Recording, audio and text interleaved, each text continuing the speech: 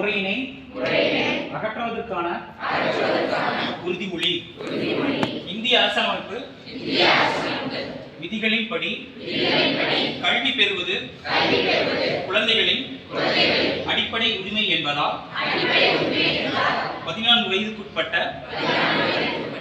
குழந்தைகளை ஒருபோதும் எவ்வித பணிகளிலும் ஈடுபடுத்த மாட்டேன் எனவும் அவர்கள் பள்ளிக்கு செல்வதை ஊக்குவிப்பேன் எனவும் குழந்தை தொழிலாளர் முறையினை முற்றிலுமாக அகற்றிட சமுதாயத்தில் விழிப்புணர்வு ஏற்படுத்துவேன் என்றும் தமிழ்நாட்டை குழந்தை தொழிலாளர் அற்ற மாநிலமாக மாற்றுவதற்கு என்னால் இயன்றவரை பாடுபடுவேன் எனவும் உளமாற உறுதி கூறுகிறேன்.